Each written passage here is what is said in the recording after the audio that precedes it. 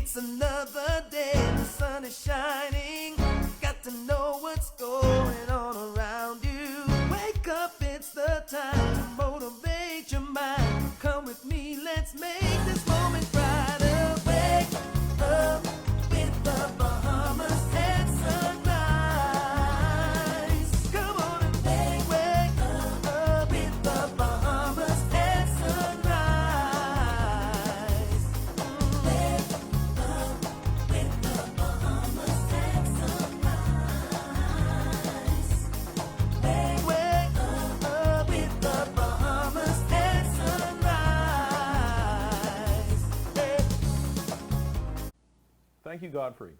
The Bahamas Conference of the Methodist Church will celebrate its 30th anniversary in July of this year, and they are planning several exciting events to commemorate the occasion.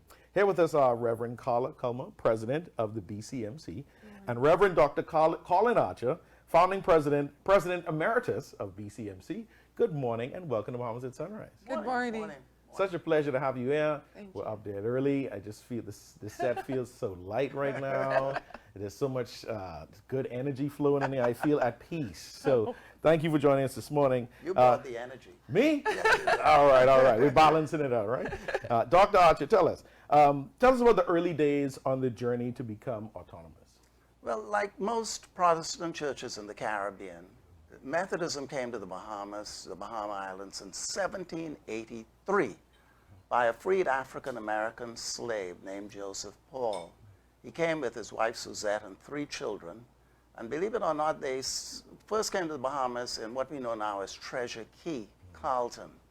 And they lived there for about a year, came to the Bahamas, and Joseph Paul, this freed African-American slave, brought Methodism to the Bahamas.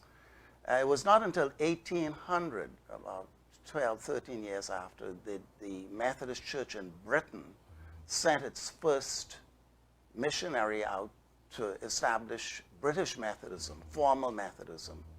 And he was a Barbadian of mixed race who came to the Bahamas in 1800. And from 1800 till 1976, the Bahamas Church was a part of the British Church, or the British Conference. And in 1976, there was an idea afoot to bring all the Caribbean Methodist congregations, Haiti, Barbados, St. Lucia, the Caribbean islands, Jamaica, all of them, into one conference and to form a Caribbean conference. They were all part of the British Church up to then. So we wanted to become an autonomous Caribbean church. The Bahamas voted against it in 1967. We want to remain with the British or become autonomous ourselves in our own right. But in 1968, we agreed to become a part of that conference, what we know as the MCCA. And in 1970, there was a thing afoot for these different conferences in the Caribbean to become more autonomous in their own right. And the Bahamas was the champion in that. And there was resistance and all that. And in 1990, one of the churches actually seceded on its own, one of the congregations in Spanish Wells. And something happened in 1990 with a man named Don Cornish, who is now a civil servant. The same Don Cornish, he became an administrator. He was not accepted from the Bahamas Conference into the Caribbean Conference. And it triggered a situation where Abaco, believe it or not, brought a resolution in 1991 that we become an autonomous Bahamian church. Wow. So that's a short and long. And it was 3 years of struggle in between that. And in 1993, August the 2nd, a bill was passed to become a autonomous Bahamian church. So this year will mark 30 years since we became fully autonomous. Wow, that's a great story. I don't want you to pass over some of those struggles. Just tell us briefly, there were some challenges in the foundational years? Oh, there were lots of legal troubles. Actually, in the early 70s, there was an idea that all these Caribbean conferences, Jamaica, Barbados, that I mentioned earlier, should have more autonomy. And there was a commission that went on for 9 years. And in 1990, they came out with a report that said basically you can't have it. After 9 years of talking about it. And so we, as they say, we yucked away. The Bahamas say we can't wait anymore because we're just not moving as a church. Right. And it was 3 years of legal hassles that actually went up to the Privy Council. So, but that part, I've written 2 books about it. So if you want to read more about You're it. going to have to tell us where to find those books. There definitely is a lot of history there. I write books, but I don't promote them. But make sure to tell us before we go so our viewers can find it. It's definitely an interesting story, and it tells the history of the BCMC. Reverend Culmer, you are the current president. Yes. Where is the BCMC now, and what progress has been made? Well, you know, we started out with 4 ministers at autonomy, and now we've had an increase in Bahamian ministers. We've established the diaconal order where we allow more persons, other avenues for people to be in ministry.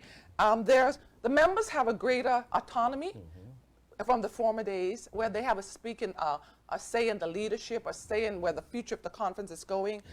There's an increase in lay preachers. We are developing a greater contribution to our schools, Queens College, St. Michael's Preschool, and also even with technology. You know, we use a lot more technology for our conferences. I think we're probably one of the first conferences during COVID to have conference online and also to have an election online, as well as we do classes and stuff through technology. So there's a lot of things that have happened over the 30 years. Very progressive. This year celebrating 30 years. Tell us about the theme, Recommitting to the Mission, Celebrating 30 Years. Well, it's derived from Luke 14:23, where the master sends the servant out to go and bring people and compel them to come in. And we want to remind our members of the priesthood of all believers. This is a concept of Methodist that every member, from our children, our youth, and our adults, that we can all be in mission, that we can all reach the community, because the truth is we're not satisfied with where the Bahamas is.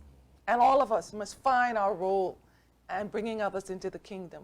And so we want them to get out there, recommit again, to be being mission-oriented. And get to work, right? Of course. Get to work. Yes. Dr. Archer, what impact would you say the BCMC has had in our nation? You know, that's a very difficult question to ask.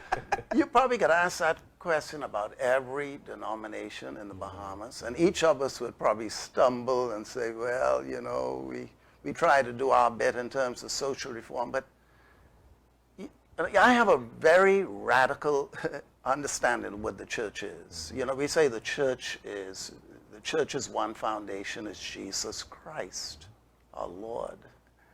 I don't think we've done a very good job with representing Jesus Christ, quite frankly, as a church, or all the churches. I think we spent a lot of time with a lot of flutter and glitz and glamour. But the spirit of Christ, I think, is a very difficult one. Actually, it's something I've struggled with. I led that Methodist struggle as the first president. Right. It was my idea and a couple others. But I've always had a kind of, I wouldn't say love-hate relationship to the church, but love and dissonance on the other hand. I love the church. It's given me my education, everything I have. But I feel we just keep missing the point, you know, in terms of representing the spirit of Christ. And why do you think that is? Because I think we are susceptible to the mores and standards and for instance, people want to be a part of what I call an entertainment church. Because we're an entertainment people. Bahamians like to entertain. And so if you're doing, and so we spend so much time entertaining that I think we lose the essence of what the spirit of Jesus is all about. You know, my first book was on poverty, the church's abandoned revolution. It says, how come you have a rich church, most of us are middle class and wealthy people, but a poor Christ, a poor Jesus, and that always mystified me. The church really should be essentially for the least among us, not the best among us. So my way of saying that, I think we have a long way to go. And these 30 years, with President Culmer and others, I think we have a fantastic opportunity for the future. The young ministers that we have in coming forward, and I think we're going to break the mold. It's taken 30 years, and we're just about getting there. Well, you know, 30 years is a blip in time. Exactly. It is a blip in time, but I love your analysis of the current situation. Reverend Culmer, Tell us about the activities planned for the 30th anniversary Yes. celebration. I hear there's good things. Church services, banquets, competitions. Yes, right. On June 30th, we're having a banquet to honor persons who have been a part of the struggle and for the 30 years. July 2nd, we're going to have a March of Witness and motorcade. And on July 1st, we have that. And July 2nd, we will have the service to commemorate the actual day when our church was established. Additionally, we're going to have a song competition where persons will either write an original song or update the tune for a hymn. And we will have an art competition. And there are going to be other events all through the year. For the competitions going on, is this solely for the church members, or is this open to the public? Anybody can participate? Well, originally they had sent it out to the church, but I'm sure, we can look at it because persons will probably want to participate and be a part of it because it will benefit us all. And it's exciting, and once again, to get to learn about the BCMC Yes. and be a part of the celebrations that are going on. Yes. What are the criteria for the selection of honorees during this anniversary celebration? We're going to look at the pioneer persons who are original, and also, in the 30 years, there have been people who've set the foundation for all us persons who've come behind. So we want to honor those persons, the pioneers, the visionaries, and the persons who've sustained the church during those 30 years. I guess you both can answer. We'll start with you, Reverend Culmer. What are some of the vital ministries of the BCMC? Well, I want to start first with education. The Methodist is big on education. We do a lot of work through our schools, St. Michael's Preschool, Queens College is the oldest private school in the country. We continue to do development, our radio ministries. We also partner with the government in managing 2 homes, the Naomi Christie Home and the Binley Lane Children's Home. We do work with a Methodist Habitat, we do hurricane relief, and helping with the persons in disaster times. And also our churches in our communities, they do a lot of outreach. That's great. Counseling, soup kitchens, being there for people in need. Yeah, because the church is bigger than the church walls, correct? That's correct. And people must feel you in the communities that you serve. Tell us, what do you think are some of the most important ministries of the BCMC? Well, the church, by the way, the Methodist Church as an autonomous church is probably one apart from the Baptists that are truly autonomous in this country. All the other churches have their ties outside the country. Right. So to begin with, we believe we have a more congregational model rather than a minister or priest-based model. We believe in the church that works from the people up rather than the priests or ministers down. That was a big thing. And remember also, our anniversary, the 30th year, is on the 2nd of July, and our national independence is on the 10th of July. So we'll be celebrating 30 and 50. We don't want people to go out there buying numbers now. But it's interesting, our country is celebrating its 50th on the 10th of July, and we celebrate our 30th on the 2nd July. So when we became autonomous, the country was just 20 years old.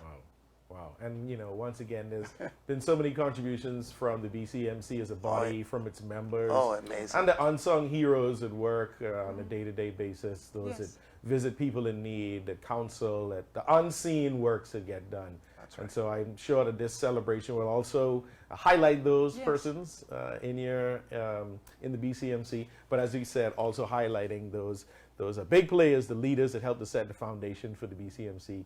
30 years in and another 30 more plus to go, right?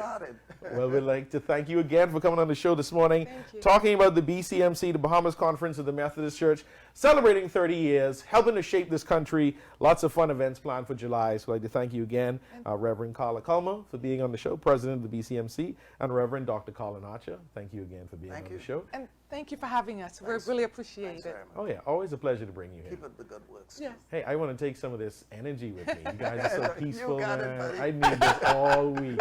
The set is so zen. Thanks again for joining us this morning, Bahamas at Sunrise. We'll be right back.